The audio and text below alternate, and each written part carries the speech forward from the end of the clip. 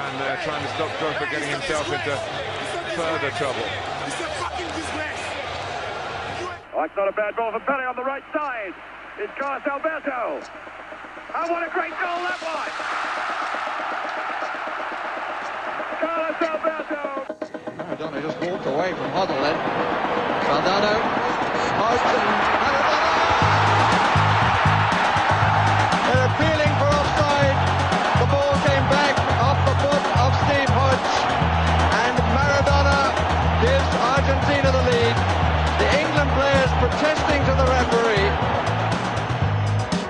De halve finale komen. Ik heb opeens zo'n gevoel dat we in de halve finale gaan komen met het balbezit voor Frank de Boer. Frank de Boer speelt de bal heel goed naar Dennis Bergkamp. Dennis Bergkamp neemt de bal aan. Dennis Bergkamp! Dennis Bergkamp! Dennis Bergkamp! Dennis Bergkamp! Dennis Bergkamp! Oh! Frank de Boer speelt de bal naar Dennis Bergkamp. Die neemt de bal feilloos aan. En die schiet de bal erin.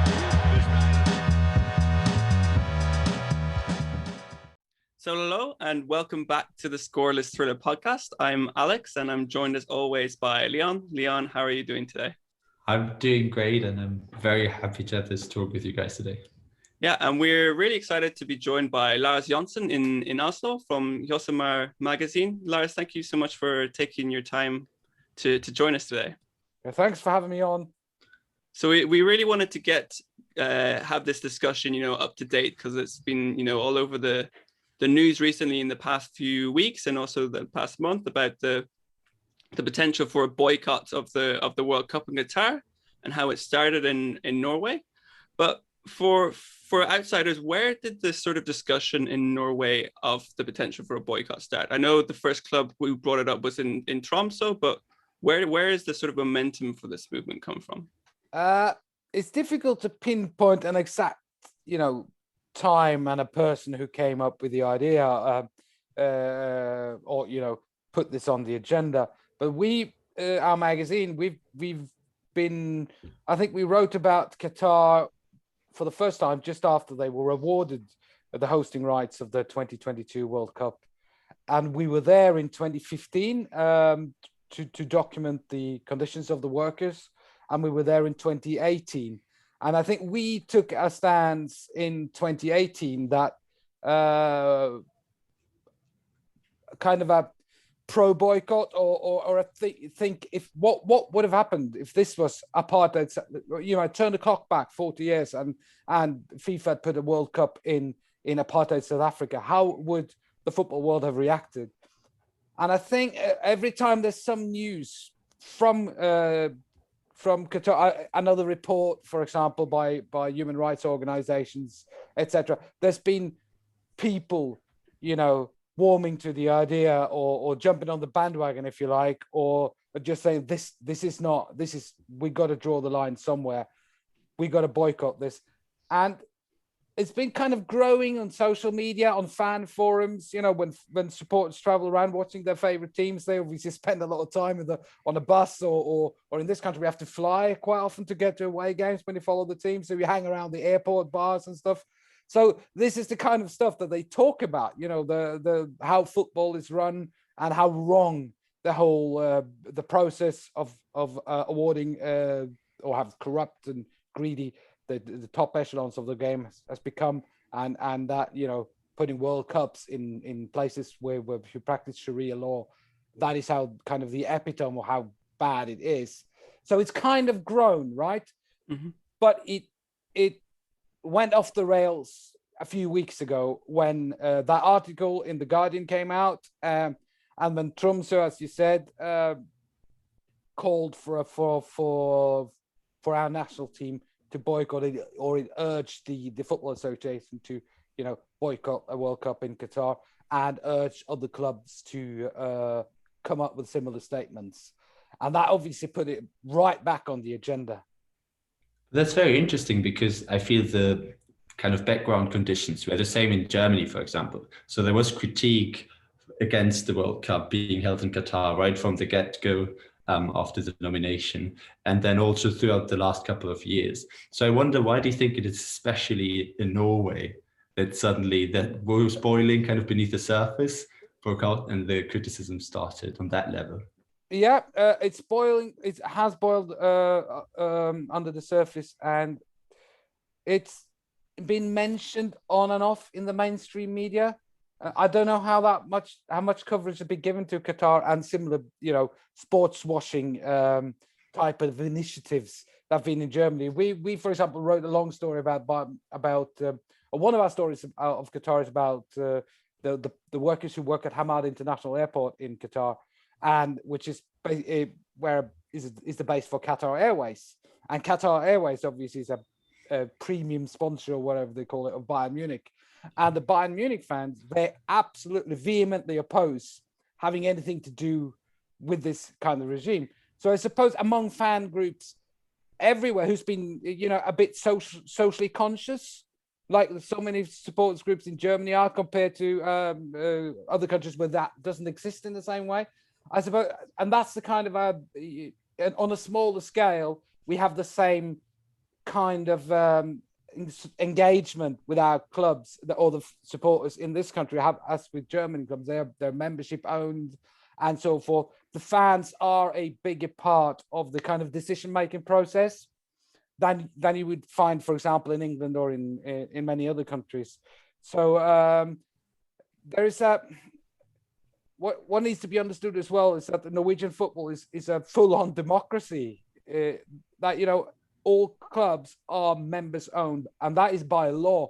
There's no exceptions. All clubs are run by its members, and you can show up at the annual general meeting, propose anything under the sun, really, and then the members have to vote on it, and they can instruct what the board on how to vote when the national federation has its annual general meeting.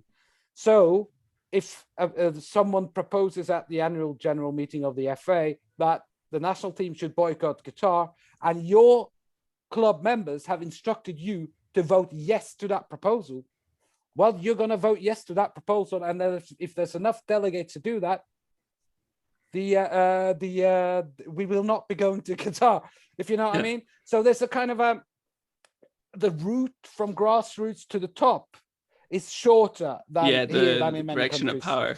Yeah. And how many clubs have sort of at this stage stated that they will support a boycott? Is it most of the teams in the top flight, or what is the kind of breakdown? I don't know the exact numbers, but there's a majority of the clubs in the top division have now come out in favor of the breakdown, of a boycott. But at the federation or the annual general meetings, the decision on this issue is actually moved to an extraordinary general meeting held in June, where they're going to decide this one issue. And those who vote on that are not just top flight clubs; it's all the clubs in the country. So they whose members consist of the people who train the children, who drive the kids around, who have. You man the kiosk at match days where the kids are having them games, and do administrative voluntary work for the club. So it's all kind of clubs from the small to the big ones. So it's really difficult to see which ones would be pro and who would be against a boycott at this moment. But from the top side, it's heavily in favor of a boycott. In fact. From the top side of the clubs, or from the top side of the Norwegian Football Association? Yeah, from the clubs. The big clubs are actually in favor of a boycott. I don't know. It's difficult to say among the smaller clubs. But the point it's good you came in there and tried to just to clarify, because the top boys or the top brass of the FA. They are opposing. No, I can imagine not. So that's the difference there, yeah. So this was raised at the AGM. Was it last month? And then it was on the 14th of March. Yeah. Okay, and then it was decided that you would have a EGM in June to decide whether Norway would go for it. What has been the response of the people at the top of the Norwegian Football Federation? Because I can imagine that they definitely want Norway to go to the World Cup. Yeah, they are shaking with fear, I would say, because they know that quite often at these general meetings or the AGMs that they hold every year, a lot of the proposals and changes in policy, they're kind of skewed. The wording of the proposal would be skewed in favor of how the board would think this should play out and so on. So it's quite often what is a democracy is, you can get a feeling it's a kind of a sham democracy. But when the people get behind a certain idea, we see a full-on democracy at play here, and that is what they are really afraid of, because they obviously they don't know what this can lead to, and they fear that we're going to lose. They've argued one day we're going to lose 100 million kroner, which is like 10 million euro, and then the following day was 200 million kroner. So and then if we're going to boycott, first we have to qualify. And then the second one, if we're going to boycott, we have to boycott the qualifiers as well, because that's part of the tournament, right? So there's been this shifting argument the whole time. And they've said, we believe in dialogue, but has it helped? No, it hasn't helped. I mean, you have the FA president basically in the same sentence saying that they believe in dialogue and confirming that dialogue hasn't helped one bit. So they're basically on thin ice the whole time, and the population or the football fans or the kind of football community, they get that. And is it slightly sly that they've moved it to June, because now Norway has played games in the World Cup qualifying? So if they were to vote to boycott in June, surely it's more difficult for Norway to sort of take a step out of that process now. It's a great question. I tried to ask that myself. What does this actually mean? Because that was a kind of key argument. If we boycott, we have to boycott the qualifiers. What else? It wouldn't. I mean, this was at the AGM on the 14th of March. So the president of the Football Association said, "Well, if we boycott, we have to boycott the qualifiers, because or else it wouldn't be fair play otherwise, right?" And then himself, or he and his board, proposes to move the decision to June, which is obviously way after the qualifiers had begun. And so what are you actually trying to tell us? Is that when we come to June, you're going to say, well, we can't boycott now. Too late, guys. You should have raised it before. Exactly. So we're unsure of what they're playing at. But from the fans' perspective and those who are pro boycott, we're not boycotting the World Cup itself, we're not those in favor of boycott are not in favor of they are in favor of playing football, but they're not in. They want us to boycott the finals being played in Qatar now.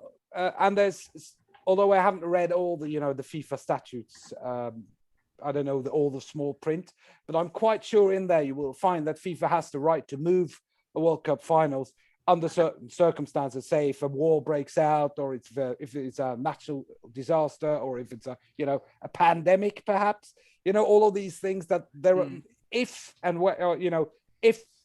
something in those FIFA clauses would come into play, and FIFA would decide to move the World Cup, say to Germany, we would want to be part of that, because we're not against the World Cup being held in Germany, obviously. So, there's been a lot of shifting arguments, but I think from a fan's perspective, boycotting qualifiers hasn't really been the point. It is playing football, it's cheering on your team on the graveyard of thousands of dead migrants. That is the kind of the point of this. But do you think that, given that actually Norway decides to boycott this World Cup, do you think that this will then lead to similar actions taking place in different countries? Because surely it will not be enough for the World Cup to be moved if only Norway was to not take part in that World Cup. And do you think it's likely, because you see some of these very performative actions of teams that now put human rights on their shirts before games, but it's a long way from that towards the Football Association actually saying that they won't take part. Do you think that it's likely that it's going in that direction internationally? Really difficult to say, but it's an interesting thing with all these teams wearing those T-shirts. Yes. Is it because the federations want to, assure the fans kind of, ease the tension. I put ice in our veins to say, okay, we are actually doing something. It's the symbol. Look at these. Oh, so is it all a sham, or do they actually have a heart in this? We find that we don't know. I know for a fact that a lot of the Norwegian players, they would prefer not to play a World Cup in Qatar, but they won't. They oppose a boycott, but they think that it was a disastrous decision. So yeah, but then the question: how do you show, as you said, that you have a heart in this? If you say that you're not boycotting it, but you said that it was a shame that it was actually given to Qatar, is that enough, or how much of a heart do you have to actually show if you take into consideration the stark violations of workers' rights and everything that has been going on? I don't think. Yeah, the federation's heart is certainly not in it. Yeah. And they've, as they said, they've tried dialogue, and they've tried. I mean, T-shirts. If you want to make a statement, you'd say that we are actually not taking part in this. All of these other kind of initiatives on the surface stuff. Who's gonna remember that when the World Cup, whoever wins, is raising the World Cup trophy. But as you said, I mean, there's other issues to be raised here. I mean, you see Martin Ødegaard, the Norwegian national team captain now, he plays for Arsenal. He's a Real Madrid owned player, running around with Fly Emirates on their shirts. You got Toni Kroos coming out now against abuse of migrant workers in Qatar, and he plays for the team with ties to the Middle East and so on. So it's a lot of kind of uncomfortable questions that will come out of this as well. Boycott or not boycott, Yeah. Josimar, your magazine boycotted the 28 World Cup in Russia, correct? And yeah, we didn't. Depending what you mean by boycott, we're not a day-to-day kind of news outlet. But didn't cover it. We didn't cover it. We didn't go there. We went there before the World Cup to uncover the abuse of migrant workers at the stadium at St. Petersburg, where it was a World Cup of corruption, basically, where migrant workers were badly treated, and they used North Koreans to work on the stadium sites. North Koreans basically are slaves. They are sent there by their government in return for some hard currency, and we revealed that there had been deaths among the North Koreans who then lived in kind of these shipping containers outside the stadium.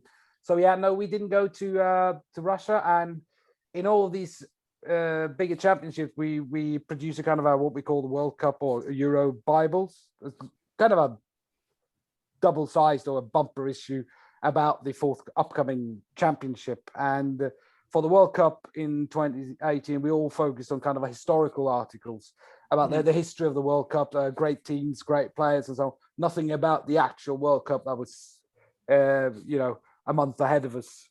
So we'll be doing that when it comes to Qatar as well. Mm-hmm.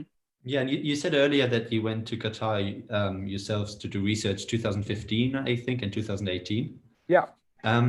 And I was wondering, at what point or in what situation did you collectively made the call that you would boycott the World Cup or not cover it in that way? I think it's difficult to pinpoint, because this is kind of a discussion that is you'd have the day in and day out within the office. But we took a clear stance. We've been following the developments of FIFA and how these hosting rights are awarded as well. So we, before the 2015 arrests of FIFA top echelons, we knew obviously what was going on. So it was easy for us in 2015, when we'd actually seen and talked to people. We've seen how they were treated and the working conditions, and I can't remember the date we kind of made it official, but I believe it was after that in 2015 that we said, right, we can't, this is just wrong. We should not have a World Cup in Qatar. But obviously we're not playing football. we're not in the national team, but that football should boycott a World Cup in Qatar. Yeah, and that's a question also for football enthusiasts, right? It's not just for the players, but also for you as an individual.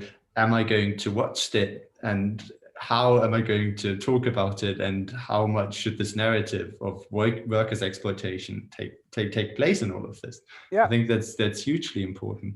I mean, sorry, no, go ahead. A good point in that is when we revealed the massive corruption and debts and so on. Abuse of migrant workers on the stadium in St. Petersburg. It's a good point in that, because we then obviously had a bit of I tried to watch the kind of the reports going on from the World Cup in Russia outside of the actual matches. There's usually a lot of other kind of journalism going on in a World Cup. You interview teams, the fans or whatever, and you have these narratives you want to tell, right? How much critical journalism was there? Well, there was some, but not too much, and not as much as we would have wanted, thinking of Russia's history and so on. And before, I believe it was the semi-final between Belgium and France that were played in St. Petersburg, and the Norwegian TV2, which I would hold the broadcasting rights for that particular match anyway. And the commentator was standing out. There was an hour before kickoff or whatever, standing in front of the stadium, and talking about the story of St. Petersburg being this, it's a historical town with great old buildings. And now behind us, this futuristic stadium, amalgamating this into the old and the new, talking about this as some sort of architectural masterpiece. I mean, people died doing this, nothing about this. Rather, it's all about selling the product. We have a World Cup semi-final coming up here, and that's what, what are you doing? Are you just PR people? Are you not supposed to be some kind of journalists in there? I mean, we're not expecting everyone, whenever someone touches the ball, that you got to have a line or two about abuse of migrant workers. Oh, it's a great goal, but remember who built that? Statistic on the side. And exactly, but certainly a certain part of the coverage of a 4-week tournament must be dedicated to non-sporting issues, right? And certainly you're not supposed to I don't know what you would call it, but sugarcoat everything just because you want to draw in as many viewers as you would want it to in a say before a critical World Cup match. So that has been lacking, and we've not urged other media or TV companies, for example, to boycott the World Cup, but to have a more kind of a critical outlook of what they are actually covering. Did you watch the matches? I watched it. I watched almost every match. In fact, yes, I did. I won't do that in 2022, though. I've made that promise simply because this is a far worse case than Russia 2018. I think, but I did watch it in Russia with semi-enthusiasm. But it is, and I mean that is the whole point of this boycott thing. It's a difficult thing. You kind of on a two-edged sword the whole time, you've grown up loving this festival of football that goes on every 4 years. Missing out on that, it's a difficult decision to say I'm not going to watch this. So I do understand that it's not as if it's that clear cut. No, we're simply going to boycott, because it's part of it, part of you. It's just part of our culture as well. Yeah, but of course, I mean, that probes the question, because you said earlier that some of the North Korean workers during the World Cup preparation in Russia died while building the stadium. And now you said that the situation is way worse in Qatar. But of course, it kind of raises the question, where do you draw the line also personally? When do you stop engaging or not watching a World Cup completely? And at one point is that, and of course it's always very hard to pinpoint this down, but yeah. I think if you look at the way I know the boycott movement in Norway now, it's not just a kind of a boycott a World Cup in Qatar. This is kind of revolt against how the modern game is run. If you're going back to when the FIFA executive committee that gave the World Cup to Russia and Qatar, 2 of them were banned even before the votes took place, and then 16 of the 22 are either banned from football or they're in jail. A couple of them are dead. So we come to a point where greed and corruption just it stops at nothing, and they gave the World Cup. I mean, Russia, after all, is a kind of a football country. It has people to fill the stadiums to start with. It has teams, and it has a national team that's qualify for stuff semi-regularly anyway.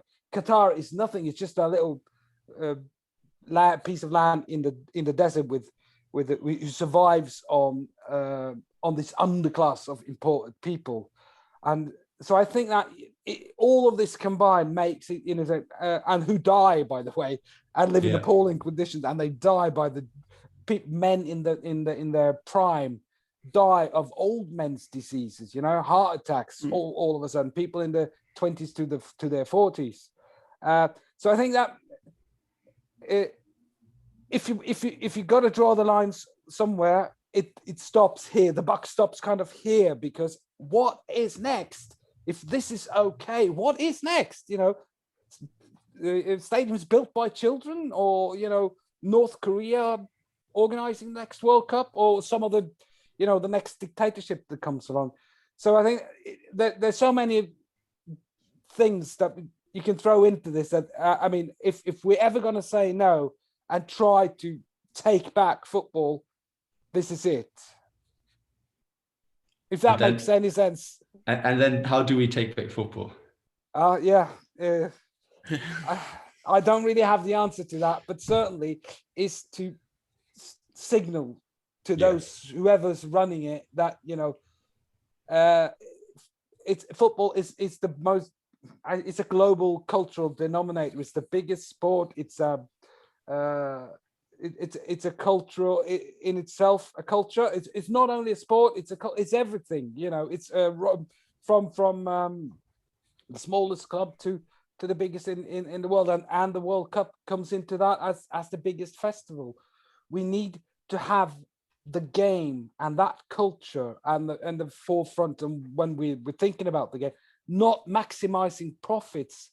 Every single thing how do we maximize profits on this? And that's when you see the Champions League, although it's got nothing to do with FIFA as such, but the Champions League now probably going to be a kind of a closed league or whatever, and the World Cup's expanding. FIFA want to have a huge kind of FIFA World Cup to replace the Champions League and other type of continental club tournaments, only to make the next dollar. And is that the point of it?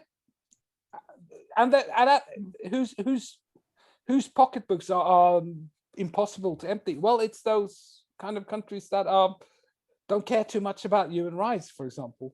So it's difficult to do, but you have to send that signal somehow.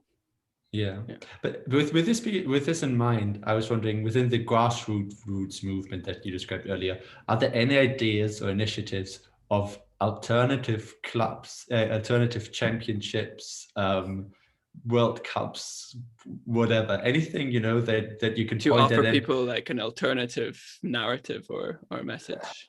Yeah, or even just opportunity to watch matches if they don't want to watch the World Cup matches. Simultaneously. No. If you get you could get 12 countries to boycott, and then they could hold a separate tournament. All countries which didn't qualify. Yeah, I have not seen any of that. No, that would have been really interesting. It would have gained massive support. Yeah. Big viewership around the world. No, I don't know anything about of that. It's more of right the wrongs of the current situation. It's not creating a kind of a parallel thing. Yeah, but I mean, taking a look at historically what has happened with FIFA in the last decades, kind of this idea of righting the wrong is a very big and challenging one, right? So sometimes I wonder whether to create alternative structures might not be a more promising pathway, at least to challenge the system that is in place, and then to put pressure on the people that see, okay, this could also be done in a different way, where there's no stark workers' rights violations and maybe less corruption and the core ideals of football. Yeah. Yeah, it's a big and good question. I don't really have the answer, any kind of input, but what there obviously been mentions about, you got to start over again, get rid of FIFA, you have to reorganize, but how do you do that even, it's a tough one, that, but certainly football is we're all part of the same organism. Whichever team you play for is part of your regional structure, which is part of the national structure, which is part of the international structure. So we're all kind of interconnected. And that's the great thing about football, that we're all part of this same organism. And that's why I think what happens at the top irritates and annoys and makes people sad, because it's so far from what they are involved in and how they got involved into it and what football means to them and so on. And it's still part of that same organism that you really wouldn't want anything to do with, and that is one of the great things about football, that the big and small, we're all the same. Yeah. Some people who oppose the boycott, I've seen arguments that actually the better way of dealing with the issue is through dialogue. I think this was also mentioned by the Norwegian Football Federation. Yeah. How do you deal with those arguments? And I presume you don't take them as at face value. I know that the Norwegian FA have been in Qatar and they have met workers and representatives from the organizing committee and so forth, and they've written to FIFA. But when you travel to Qatar to meet to talk to those who are working on the infrastructure project, you're not talking to any random worker off the street. You don't. No, I think the article in Josimar, like it demonstrates this very well, where he can't interview the workers directly unless the press officer is with them exactly. And it's one point there where they start talking among themselves because they're unsure how to answer, and there's some instruction going the other way in Arabic. Unbeknown to them, the photographer that we had with us actually speaks Arabic, so we could actually dissect what we're saying, and they were clearly instructed. And I honestly don't think that the top people at the Norwegian FA actually understand that that's the way it goes on, to be quite honest. I don't think they understand how corrupt. They talk of Gianni Infantino at FIFA, the president of FIFA, as being a leader of or someone who stands for good governance. Because the guy says good governance a lot. So but do you think this is more blissful ignorance, or they actually buy into that?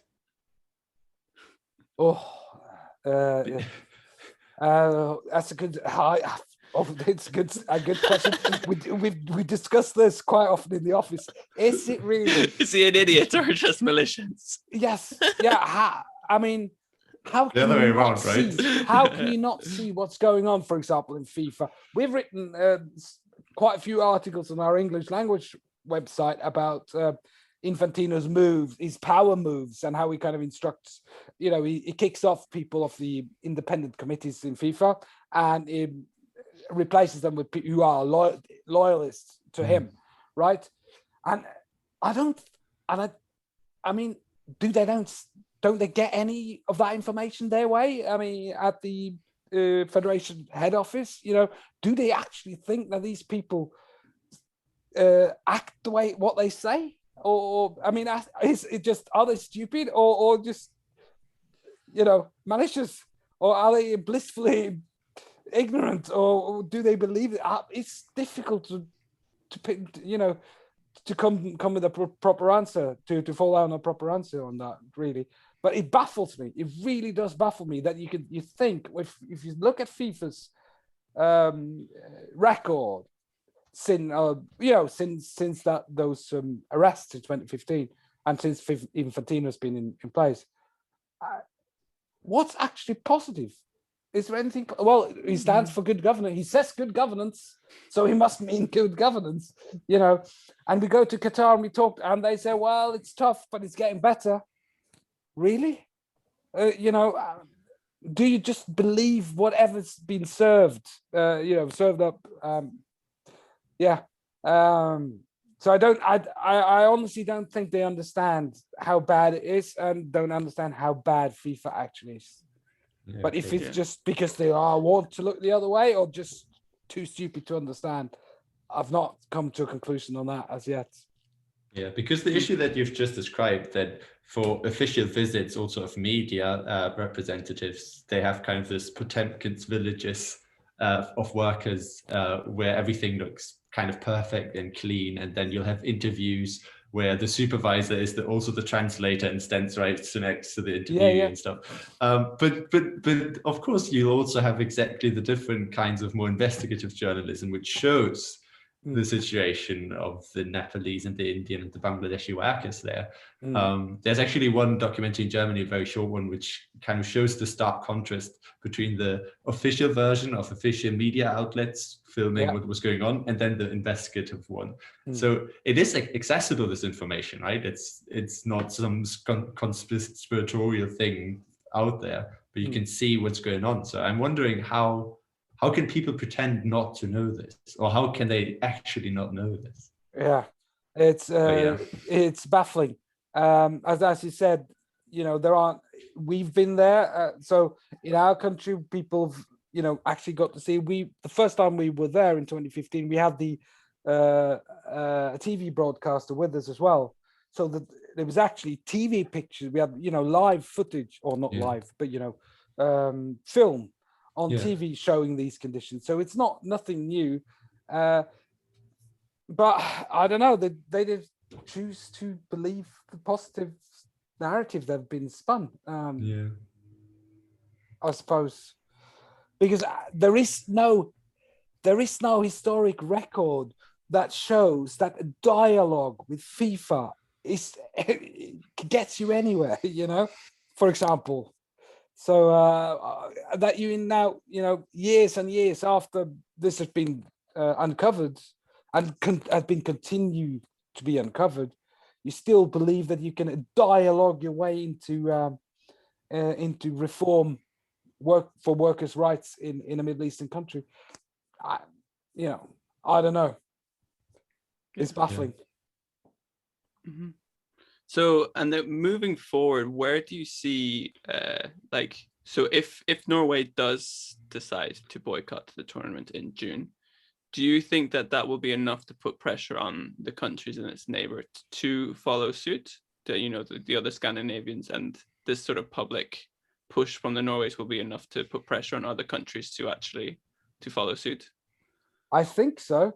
I don't think they will end up with the same conclusion, though. I saw a letter on the Swedish Federation's website the other, on the kind of an explanation of where they stand on the issue, and they're totally against it and so forth. But obviously, the president of the Swedish FA is the vice president of UEFA.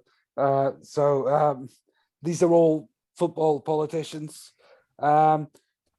There was a poll in the biggest newspaper in the country now that said 55% of the population here supports a boycott. Well, that's not 55% of the kind of those who are going to vote on the EGM, but among the country. Like it's even gone beyond the football community. It's beyond those in the know. I mean, regular people now get the idea how bad this is.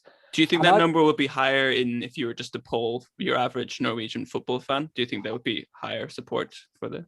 Yes, I do think this be a good sizable majority, bigger than that 55%.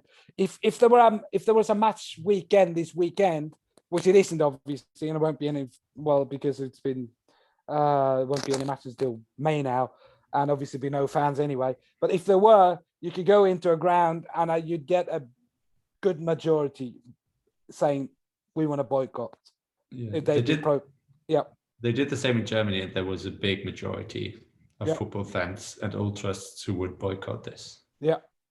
I think if in June we come to the point, and again, if the delegates now vote to boycott, the FA has no choice, but to pull out of whatever if we qualify. So they can't just say, well, the board has decided otherwise. They can't do that. They're actually bound by the will of the general meeting.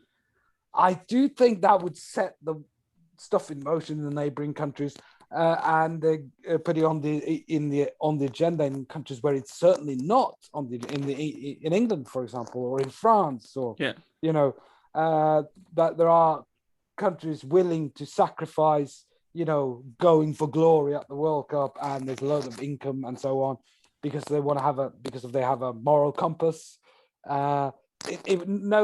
No doubt it would be an enormous story. You see that already. I've been interviewed we are two people who work at Josimar magazine, and we've been interviewed by media from all over now in the last ever since that Tromsø statement came out. And kind of they've read out, that we've been there and so forth, and that we've been kind of upfront about the whole thing. So we've been interviewed,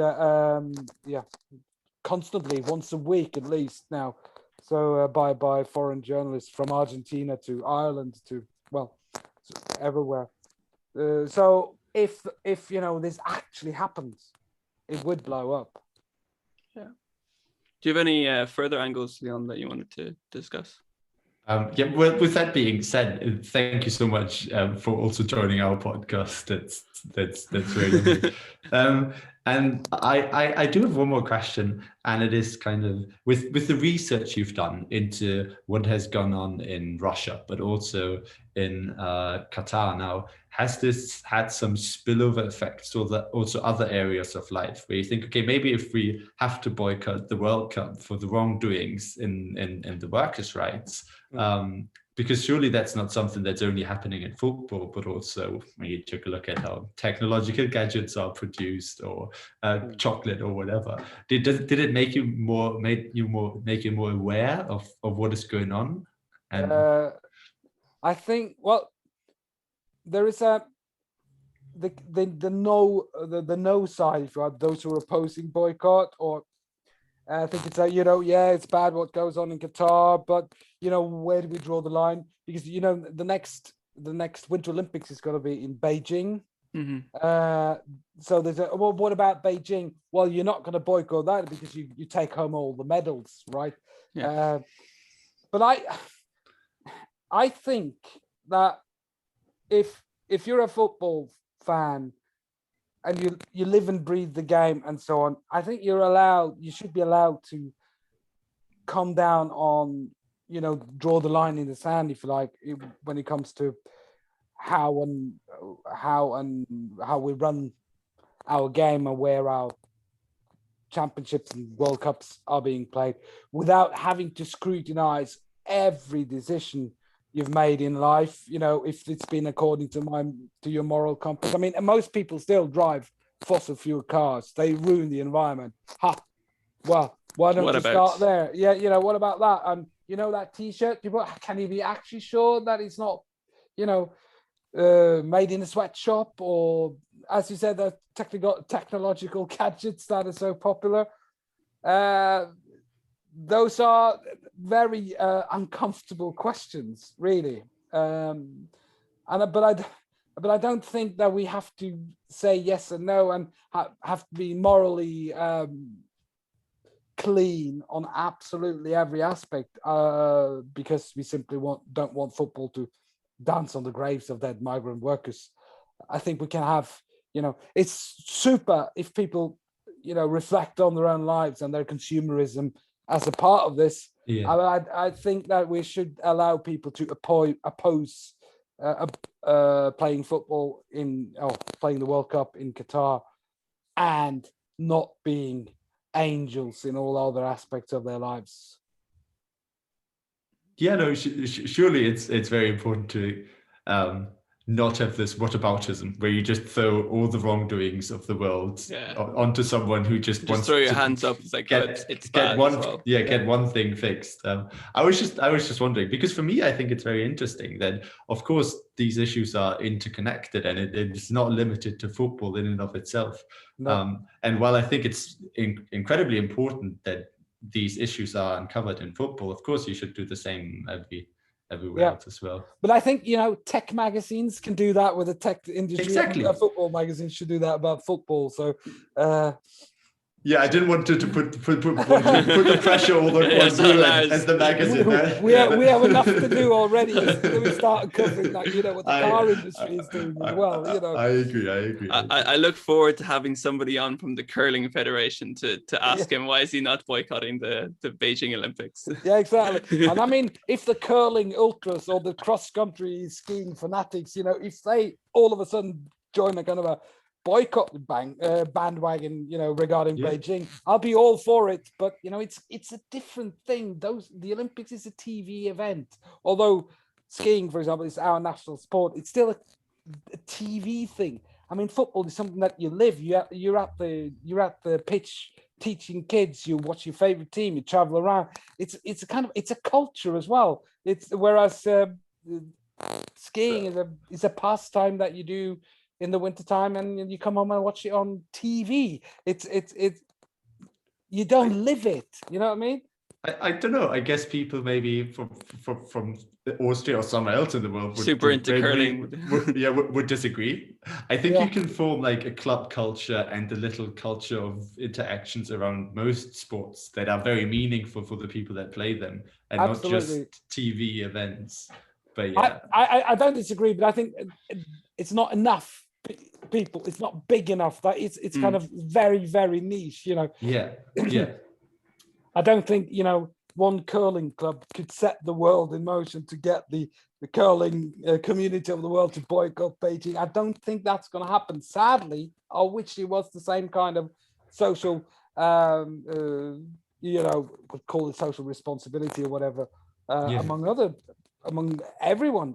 We could have had this discussion when there was the World Athletics Championships as well in Qatar, but it never came up. Not like this anyway.